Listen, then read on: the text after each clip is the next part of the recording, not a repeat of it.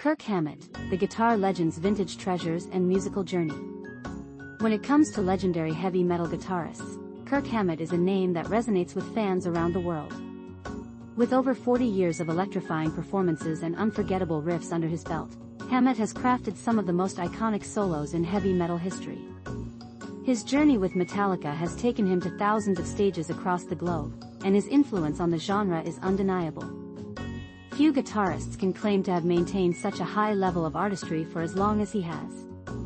In recent years, Hammett's music has reached new audiences, whether it's young guitarists discovering the haunting melodies of Fade to Black and One, or fans of Netflix's Stranger Things getting hooked on the explosive riffs of Metallica's Master of Puppets. It's remarkable how Metallica has stayed relevant for over 4 decades, continually connecting with the spirit of the times through their sound and style. Like any seasoned band, Metallica has seen its share of changes over the years, from the dramatic haircuts of the 90s to the down-tuned guitars on their 2003 album, Saint Anger. Yet, one thing has remained constant: Kirk Hammett's love for Gibson guitars.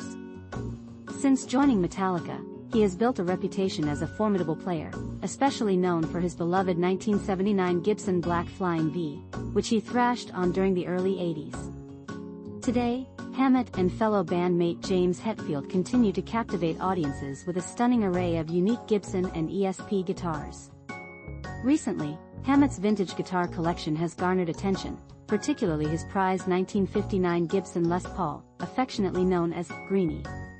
This legendary instrument, once owned by Fleetwood Mac's Peter Green and later sold to Thin Lizzy's Gary Moore, has been a key part of Hammett's live performances for over a decade. But Greeny is just one of the many extraordinary guitars in Hammett's collection.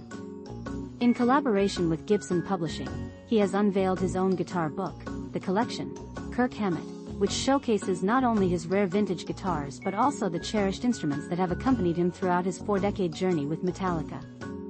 In a candid conversation, Kirk Hammett opens up about his vintage guitar collection, his musical legacy, and the profound power of inspiration that drives him.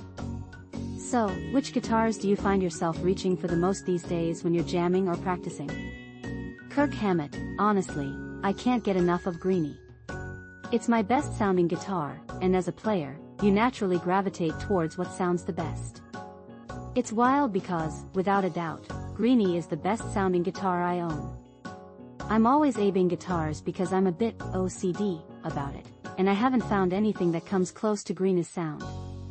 That said, I also love playing late 60s maple capped Stratocasters, especially the rare 1967 models. Fender almost cancelled the Stratocaster that year due to poor sales, but then Jimi Hendrix released Are You Experienced, and everything changed for Fender. The 1967 Strats that made it out are exceptional, with unique maple caps and hotter pickups. Jimi Hendrix, Ritchie Blackmore, and David Gilmour all played 67 Strats, and they have a distinct sound. So when I'm not playing Greeny, I'm usually on my 67 Strat. If not that, I'm on a black 59 ES 335 featured in my collection book, or my newly acquired 1955 Esquire, which is my first Esquire and has blown me away with its versatility. Speaking of your beloved 1959 Gibson Les Paul, Greeny, you've referred to yourself as a caretaker of this guitar due to its rich history. Is this feeling unique to Greeny, or do you feel the same about other vintage guitars in your collection? Kach, it's pretty much the same across the board. A long time ago, I came to terms with what ownership really means, especially when I was collecting movie posters. When you think about it, we can't truly own anything because of the cycle of life. What we think we own, we just have for a while. We're not immortal, and we can only own something if we're around forever to have authority over it, which isn't the case. Eventually, I'll have to pass on every guitar I own. I spent a year grappling with the concept of ownership and concluded that the only thing we truly own is our consciousness, our soul, our awareness. So, I see myself as a caretaker for everything I possess. This perspective lifts a lot of stress off my shoulders, knowing I'm blessed to have these guitars in my life. I've paid for them, but I'll eventually move on from all of this. So yes, that sense of being a caretaker is strong for me, and I embrace it. It's not a bummer to realize I don't truly own anything. Not at all. I get to spend quality time with these incredible guitars, using them as tools for my creativity and expression. I feel very fortunate. At the end of the day, I'm just a guy gathering all this stuff and putting it in one place, saying, hey, instead of searching 80 different places to see 88 different guitars, you can come here and check out this collection I've built. There's a common thread among these guitars: they're all rare and unique. That's where I stand as a collector or caretaker, and I'm glad to do it. I feel blessed and lucky. Among the many guitars you've played with Metallica, if you had to choose one or two that best represent your career and sound, which would they be? Cage, definitely a couple come to mind. The ESP, Mummy guitar is incredibly important to me. Right from the start, it looked great, played great, and sounded great. I was blown away by how perfect it was. I started using it around 1995 or 1996, and I've never stopped playing it. It's probably my most played guitar after Greeny. The ESP Ouija board guitars also hold a special place in my heart because I love the graphics. Over the years, I've had many variations, each with its own unique sound. The first Ouija board guitars were fantastic, but about 10 years ago, I started making metallic finish Ouija board guitars, and there's something about that finish that makes them sound even better. My purple metallic Ouija board guitar is undoubtedly one of my best sounding ESPs, alongside the Mummy guitar and a natural mahogany finish Ouija board guitar that just seems to compose music on its own every time I pick it up.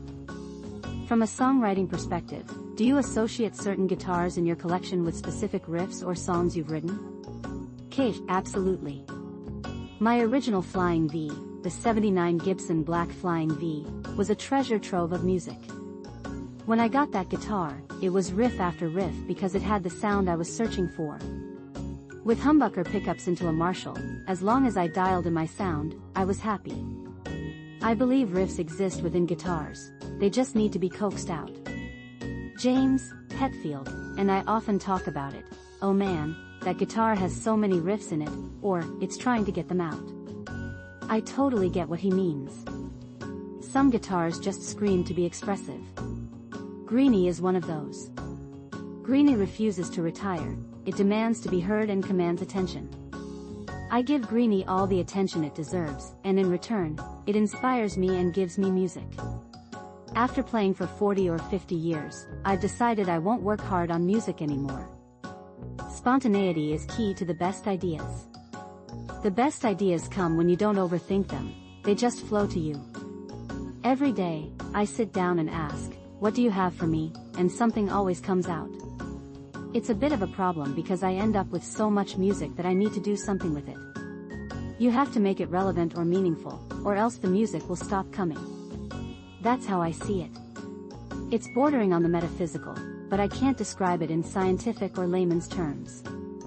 I just feel like a vessel, and the muse whispers music in my ear. I follow it without question and ensure it's heard in some way. It's a strange feeling, but after nearly 50 years of playing guitar, it's what I feel, and those are the thoughts that come to mind.